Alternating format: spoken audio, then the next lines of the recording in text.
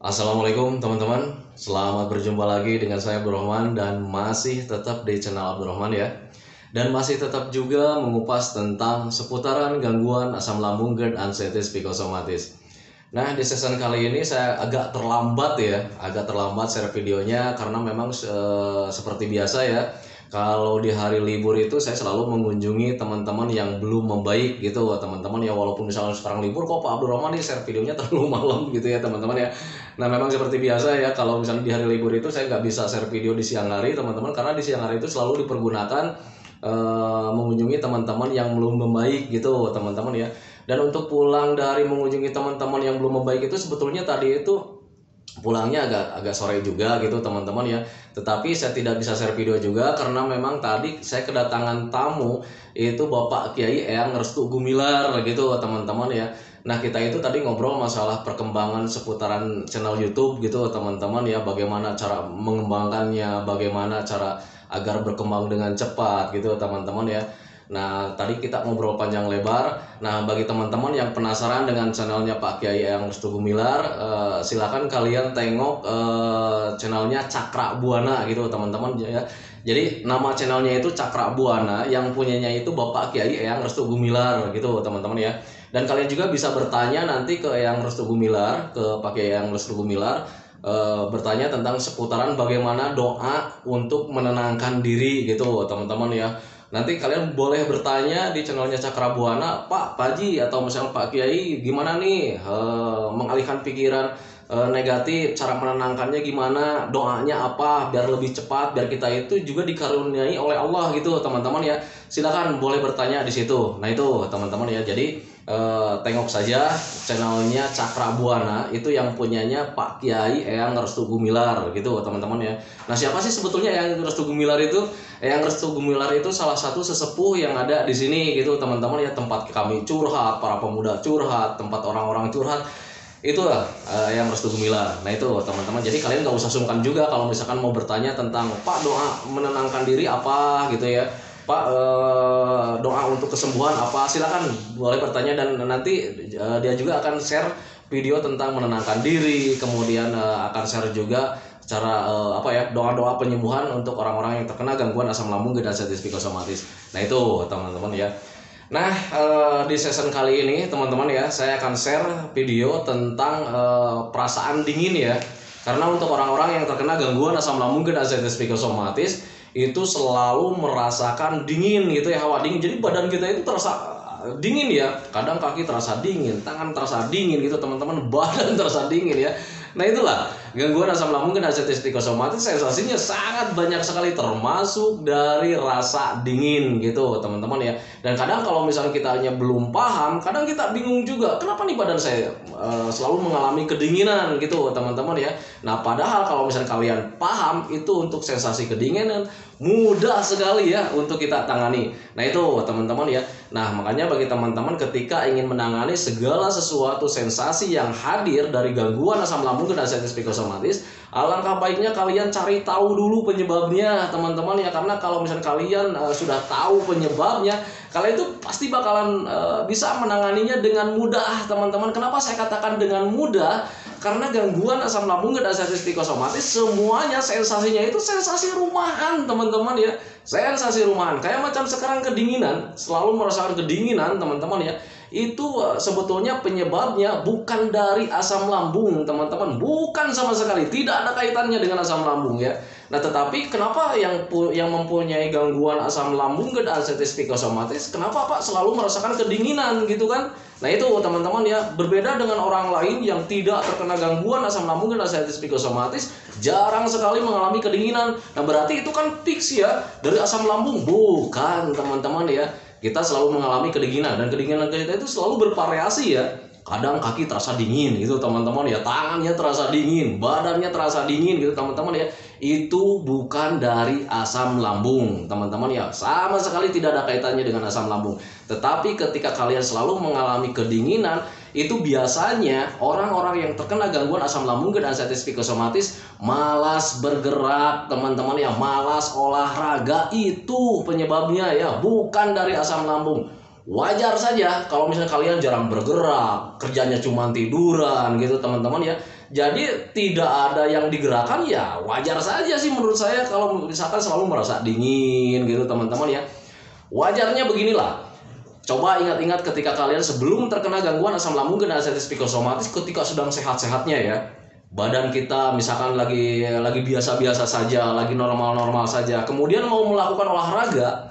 Nah, ketika mau melakukan olahraga, kita olahraga ringan dulu. Nah, itu pas suhu tubuhnya itu dari yang mulainya asalnya biasa-biasa saja, kemudian menjadi hangat, panas, akhirnya keluar keringat aja. Nah, itu teman-teman ya, berpikir logikanya ke sana. Nah, itu teman-teman ya. Nah, sekarang kalian selalu merasakan kedinginan karena terlalu lama jarang olahraga, teman-teman ya. Jarang sekali olahraga. Nah, itu penyebabnya. Nah, itu teman-teman, jadi sensasi dingin itu bukan dari asam lambung teman-teman ya, tetapi karena memang kalian sekarang sedang terkena gangguan asam lambung dan artritis psikosomatis dan malas untuk bergerak teman-teman ya. Karena jujur ya, ketika terkena gangguan asam lambung dan artritis psikosomatis itu yang namanya bergerak sangat malas sekali teman-teman ya. Kita sudah tahu gangguan asam lambung dan artritis psikosomatis ini butuh jalan-jalan, butuh olahraga juga gitu teman-teman ya. Tetapi kadang kita mau melakukan itu ada agak malas juga gitu teman-teman ya. Malas bergerak itu lebih dominan, malasnya sangat besar. Nah, itu teman-teman, dan ketika malasnya sangat besar, kitanya senangnya itu rebahan, kemudian duduk-duduk manis, duduk-duduk nyantai, dan akhirnya tanpa disadari suhu tubuh kita itu semakin turun, dingin terus seperti itu ya. Dan kadang sensasi dinginnya itu selalu bervariasi. Kadang ada di kaki, kadang ada di tangan, kadang ada di badan, di mana-mana. Nah, itu teman-teman ya, kadang keseluruhan tubuh kita itu terasa dingin gitu teman-teman ya. Nah, itu yang saya rasakan dulu ketika rasa malasnya sangat besar. Kemudian jarang olahraga karena memang dipicunya ketika mau olahraga juga ketakutan itu selalu hadir ya. Jadi saya tahu nih, saya lagi butuh olahraga gitu teman-teman ya, karena untuk pemulihan gangguan asam lambung dan artritis psikosomatis butuh jalan-jalan. Tetapi karena memang rasa malasnya sangat besar, akhirnya ya seringnya rebahan gitu teman-teman ya, kemudian duduk-duduk nyantai. Karena untuk duduk-duduk itu sangat nyaman sekali ya. Nah, itu, ketika jarang bergerak seperti itu terus seperti itu ya, rebahan terus, duduk-duduk terus dengan jangka waktu yang agak lama, tiba-tiba ya lambat laun badan saya itu terasa dingin ya. Kadang yang saking terasa dinginnya itu ketika ada semilir angin sekecil apapun itu terasa banget teman-teman ya. Nah, itu yang saya alami gitu teman-teman ya. Nah, makanya bagi teman-teman yang sekarang sedang merasakan dingin, coba kenali dulu ya, ingat-ingat dulu apakah kalian selalu olahraga atau tidak gitu teman-teman. Kalau misalkan jarang bergerak, tidak olahraga, ya sebaiknya kalian olahraga saja sebetulnya teman-teman ya. Tetapi ya memang bermasalah juga ya untuk orang-orang yang terkena gangguan asam lambung dan artritis psikosomatis ketika olahraga itu tidak nyaman gitu teman-teman ya. Kenapa seperti itu? Karena ya wajar saja sih sebetulnya ya, untuk orang yang berolahraga kemudian energinya terkuras juga ya, akhirnya mudah lemas teman-teman, yang mudah lemas, mudah kelelahan, mudah pusing, wajar sih sebetulnya. Tetapi untuk olahraga itu sangat penting sekali. Nah, itu teman-teman ya, makanya pahami saja ke sana. Jadi untuk teman-teman yang belum membaik dari rasa dingin ini, cobalah untuk bergerak gitu teman-teman ya, sangat penting sekali. Dan untuk olahraga itu sebaiknya hindari olahraga yang berat teman-teman ya. Untuk jalan-jalan saja kita itu energinya ya nggak cukup ya, kayak macam jalan-jalan santai tetap ada kelayangan, wajar ya sebetulnya. Dalam ketika melakukan pergerakan itu pasti energi itu ada yang dikeluarkan, wajar saja gitu teman-teman ya. Nah, biar terpenuhi ya makan lagi aja gitu teman-teman, itu logikanya ke sana ya, energi habis ya makan lagi ya. Nah, itu teman-teman ya. Nah, kemudian itu ya, jadi ketika kalian mau melakukan olahraga juga kalian harus bisa pilah-pilah gitu teman-teman ya. Jangan sampai kalian itu olahraganya itu yang berat-berat gitu teman-teman, kayak macam angkat besi, kayak macam angkat-angkat beban berat, sebaiknya hindari saja dulu gitu teman-teman. Yang penting kalian bergerak saja, yang penting aliran darah kalian lancar, yang penting aliran oksigen kalian lancar, itu saja sih sebetulnya ya. Tetapi kalau misal kalian sudah merasa sudah sembuh total ya boleh-boleh saja sih ya. Kalau misalkan Pak, saya ini sekarang sudah sembuh total, apakah boleh saya olahraga berat karena ingin membentuk otot mungkin ya, biar badannya itu tambah bagus gitu teman-teman ya. Ya sah-sah saja sih teman-teman ya. Jadi bebas lah untuk orang-orang yang terkena gangguan asam lambung dan artritis psikosomatis, ketika sudah membaik, sudah sembuh total ya sah-sah saja sih sebetulnya. Karena apa? Karena pencernaan kalian sudah membaik, energinya sudah stabil gitu teman-teman. Jadi mengkonsumsi makanan apapun ya energinya terserap dengan sempurna, alhasil tenaganya juga awet gitu teman-teman ya. Ya sah-sah saja sih sebetulnya ya. Kalau seandainya kalian mau olahraga berat kayak macam begitu, boleh saja. Nah itu teman-teman ya. Nah jadi pahami saja buat teman-teman yang sekarang sedang merasakan kedinginan, itu bukan dari apa-apa, itu memang dari karena kalian kurang bergerak. Itu yang pertama teman-teman. Nah sekarang Pak, itu yang pertama, berarti ada yang keduanya? Ada teman-teman ya. Orang yang terkena gangguan asam lambung dan ascites psikosomatis selalu merasakan kedinginan, itu penyebabnya yang ke satu itu karena memang kalian malas bergerak teman-teman. Itu yang pertama. Yang keduanya itu bisa dari efek pikiran juga gitu teman-teman. Kenapa efek pikiran atau stres atau rasa cemas bisa menjadi tubuh kita itu bisa menjadi kedinginan? Nah itu teman-teman ya, itu bisa saja gitu seperti itu. Kenapa seperti itu? Karena ketika kita berpikir semuanya fokus ke sini ya, aliran darah, oksigen semuanya sedang terfokus ke bagian kepala, yang akhirnya ya seluruh tubuh kita itu menjadi tidak terperhatikan oleh sistem pertahanan tubuh kita teman-teman ya. Akhirnya ya darah nggak lancar, kemudian selalu merasakan kedinginan. Seperti itu saja sih sebetulnya ya. Mudah, kemudian ringan, dan itu sensasi rumahan teman-teman ya. Nah kalau misalnya kalian pengen tahu Pak, apa benar sensasi banyak pikiran atau rasa cemas itu bisa menimbulkan kita itu kedinginan teman-teman ya. Contoh gini orang teman-teman ya, orang yang terkejut itu mukanya pucat. Kalau misalnya orang yang tidak terkena gangguan asam lambung dan ascites psikosomatis, ketika kita kagetkan, dia kemudian merasakan cemas ya, kemudian jantungnya berdebar, itu mukanya pasti pucat. Orang yang ketakutan pasti pucat teman-teman ya. Dan itu mendadak serentak, itu pasti hawa badannya itu terasa dingin gitu teman-teman ya. Nah itu orang yang tidak terkena gangguan asam lambung dan ascites psikosomatis. Nah sekarang kita yang sekarang terkena gangguan asam lambung dan ascites psikosomatis, ya wajar saja sih sebetulnya ya kalau misalnya selalu merasakan kedinginan, karena kita selalu berpikir tentang ketakutan, berpikir tentang hal-hal yang negatif gitu teman-teman ya. Dan akhirnya tanpa disadari kalian itu mengalami kecemasan teman-teman. Walaupun kecemasan itu kadang suka tidak disadari gitu teman-teman ya.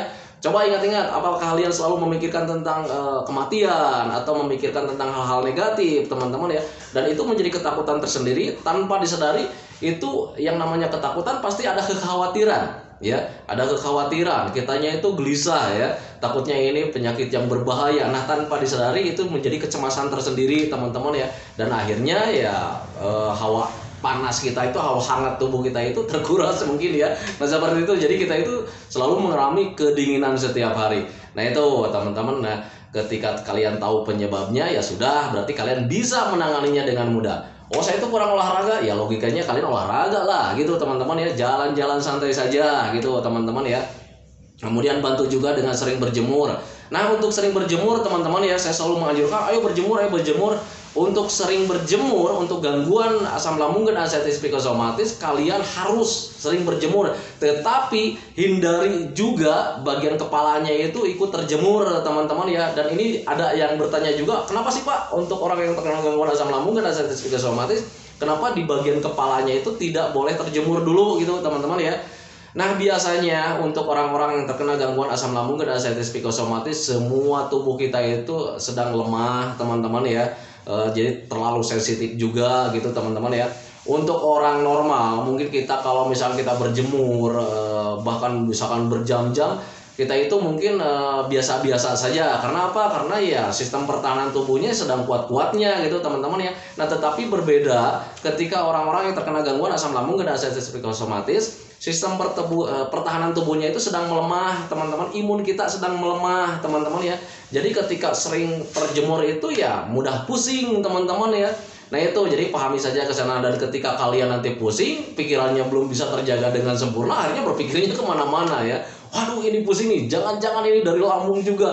Padahal itu efek dari kalian sering berjemur gitu teman-teman ya. Nah tetapi bagaimana sih Pak caranya supaya berjemur kemudian bagian kepalanya juga tidak ikut terjemur? Saya dulu melakukannya cuman duduk di antara yang panas dan yang teduh gitu teman-teman. Jadi badan saya itu di bagian panasnya gitu teman, jadi agak nyender lah gitu ya. Kemudian kepalanya saya tengadahkan ke bagian yang teduh gitu teman-teman ya. Nah kemudian ketika ingin menjemur bagian punggung, saya cuma duduk begini saja. Ini kepalanya masuk ke bagian yang teduh dan punggungnya masuk ke bagian yang panas. Itu yang saya lakukan dulu seperti itu teman-teman ya. Nah kegiatan itu saya lakukan karena memang ketika saya berjemur seluruh tubuh saya waktu itu bagian kepala ikut terjemur gitu teman-teman ya. Dan ketika sesudahnya ya agak pusing juga gitu teman-teman ya. Nah itu makanya pahami saja ke sana. Jadi ketika teman-teman bertanya, Pak kenapa nih orang-orang yang terkena gangguan asam lambung dan anxiety psikosomatis, Bapak selalu menyarankan selalu berjemur tetapi bagian kepala hindari saja dulu. Kenapa? Alasannya seperti apa katanya. Nah alasannya seperti itu teman-teman. Itu pengalaman saya teman-teman ya. Jujur ya, semua video yang saya share keterangan-keterangannya dari awal video sampai sekarang itu memang sepengalaman saya, karena memang saya itu bukan dokter, saya bukan ahli hipnoterapi, saya bukan ahli medis, saya bukan ahli sosiologi, bukan teman-teman ya. Saya itu hanya orang biasa saja ya yang sempat terkena gangguan asam lambung dan anxiety psikosomatis selang beberapa tahun gitu teman-teman ya, hampir 2 tahun waktu itu ya. Dan kemudian saya itu bisa menanganinya dengan mudah tanpa obat, tanpa herbal gitu teman-teman. Jadi kegiatan-kegiatan saya atau metode-metode saya itu pure itu memang dari pengalaman saya. Dan kalau misalkan kalian mau mencontoh silakan saja. Kalau misalkan cocok ya lanjutkan saja teman-teman, kalau tidak hindari gitu teman-teman ya. Berpikir logika saja lah sih sebetulnya ya. Untuk asam lambung dan anxiety psikosomatis cobalah kalian untuk berpikir logika gitu teman-teman ya, berpikir dengan secara wajar gitu teman-teman ya. Jadi ketika cocok lanjutkan, ketika tidak ya jangan sih menurut saya ya. Itu logikanya seperti itu ya. Nah itu teman-teman ya. Jadi sekali lagi saya menjelaskan berdasarkan pengalaman saya, dan sepengalaman saya dulu ketika sering berjemur bagian kepala ikut terjemur itu ya suka agak pusing teman-teman. Dan ketika belum bisa menjaga pikirannya, yaitu bisa melahirkan ketakutan tersendiri gitu teman-teman ya. Soalnya ketika pusing itu berpikirnya, waduh ini jangan-jangan penyakit apa lagi nih, waduh jangan-jangan ini kelayangan hadir lagi, jangan-jangan nanti kelayangannya berlebih nanti bisa mati gitu. Nah itu menjadi kecemasan tersendiri ya buat saya gitu teman-teman ya. Nah itu makanya pahami saja ke sana. Nah itu teman-teman ya. Jadi untuk orang-orang yang terkena gangguan asam lambung dan anxiety psikosomatis selalu mengalami kedinginan, memang alasannya seperti itu ya. Itu bukan dari asam lambung teman-teman ya, tetapi kalian itu memang malas bergerak, malas olahraga. Akhirnya ya hawa tubuh kalian itu semakin hari itu semakin turun dan dingin seperti itu ya. Nah, kemudian rasa dingin juga itu memang bisa dari pikiran, bisa dari rasa cemas. Contoh normalnya ketika ada orang sehat, kalau misalkan terkejut atau ketakutan, pasti mukanya pucat. Kemudian ada suhu dingin juga gitu teman-teman. Jadi tangan terasa dingin gitu ya.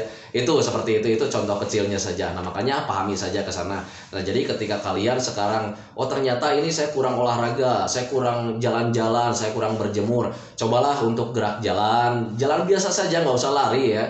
Gerak jalan biasa saja, jalan-jalan santai sambil melihat pemandangan-pemandangan seperti itu teman-teman ya. Tanpa disadari kalian nanti akan bergerak ya. Ketika bergerak nanti hawa panasnya itu ada lagi gitu teman-teman ya. Kemudian kalau misalkan Pak saya masih terlalu banyak pikiran karena untuk olahraga sekarang udah jalan nih Pak, tetapi masih mengalami kedinginan juga, coba stop berpikir tentang ini itu. Yang jelas kalian harus belajar masa bodoh. Toh kalian itu sudah tahu bahwa gangguan asam lambung dan anxiety psikosomatis ini tidak berbahaya sama sekali. Nah itu teman-teman, jadi jangan terlalu berpikir yang lain-lain biar kalian itu kecemasannya tidak hadir, biar ketakutannya itu tidak hadir, dan kemudian hawa panas tubuh atau hangat tubuh kita itu ya normal-normal saja.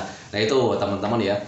Nah itu teman-teman video dari saya. Semoga saja videonya itu menjadi pencerahan buat kalian. Semoga saja videonya itu menjadi pemahaman buat kalian, sehingga kalian itu menjadi tahu oh ternyata memang gangguan asam lambung dan anxiety psikosomatis itu semuanya kalau dijelaskan secara medisnya simpel sih sebetulnya ya. Nah itu teman-teman kalian cukup memahami saja, karena semuanya juga memang gangguan rumahan. Jadi untuk asam lambung dan anxiety psikosomatis itu kalau misalnya kita mengetahuinya dengan logika, mengetahuinya dengan secara kewajaran, kalian itu tidak akan merindu-rindukan obat, tidak merindu-rindukan herbal teman-teman ya. Karena ketika kalian menyadari ya logikanya kalian bisa menangani dengan wajar teman-teman ya. Kayak macam, oh pas saya ini kelaparan nih, gemeteran, ya wajarnya butuh makan ya. Yang namanya orang lapar tidak butuh obat teman-teman ya, tidak butuh herbal, tetapi hanya butuh makan. Logikanya ke sana ya. Nah makanya saya selalu bilang sama teman-teman itu, ayo berpikir secara logika, ayo berpikir dengan wajar teman-teman. Semuanya itu bisa dijelaskan dengan medisnya teman-teman ya. Nah itu pahami saja ke sana. Nah itu teman-teman ya. Nah itu teman-teman ya, hentikan videonya teman-teman ya. Seperti biasa, sebelum akhiri saya videonya, seperti biasa saya selalu mendoakan sama teman-teman itu, semoga saja teman-teman itu cepat membaik lagi, cepat kembali lagi semuanya, dari mulai emosinya, moodnya, semangatnya, bahagianya, dan sebagainya. Pokoknya tentang kalian yang dulu itu semoga saja cepat kembali lagi, karena saya yakin 100% bahwa keadaan yang kalian yang dulu itu sangat dirindukan sekali. Nah itu teman-teman ya. Kemudian sebelum saya akhiri juga videonya, mohon saya doakan saya juga agar saya itu tetap sehat, tetap kuat, tetap ceria, agar masih bisa tetap menemani kalian teman-teman ya. Nah itu teman-teman ya. Kemudian jangan lupa yang belum subscribe, mohon di subscribe dulu, karena untuk subscribe itu tidak memerlukan biaya, tidak memerlukan pendaftaran. Jadi subscribe itu adalah hal yang sangat gratis ya. Jadi kalian itu cukup memijit saja tulisan yang warna merah, tulisan subscribe. Biar kenapa? Jujur ya, biar videonya itu cepat berkembang dengan baik gitu teman-teman ya. Dan kalau seandainya videonya itu berkembang dengan baik, itu sudah barang tentu jujur ya, pasti dan seperti itu ya, logikanya seperti itu, pasti akan menambah semangat sendiri buat saya ya. Nah itu teman-teman, sehingga saya itu akan terus nge-share tentang seputaran gangguan asam lambung dan sensitif psikosomatis ini terhadap kalian gitu teman-teman ya. Dan jangan lupa juga tekan juga tombol lonceng sama tombol like-nya, biar kalian itu dapat notifikasi atau pemberitahuan video saya yang terbaru teman-teman ya. Karena saya itu akan terus nge-share tentang seputaran gangguan asam lambung dan sensitif psikosomatis ini terhadap kalian, biar kalian itu lebih paham, lebih mengerti teman-teman. Ketika paham, ketika mengerti, kalian itu akan lebih cepat pemulihannya gitu teman-teman, karena kalian nanti bisa akan menindaklanjutinya dengan mudah. Nah itu teman-teman ya, hentikan videonya teman-teman ya. Assalamualaikum warahmatullahi wabarakatuh.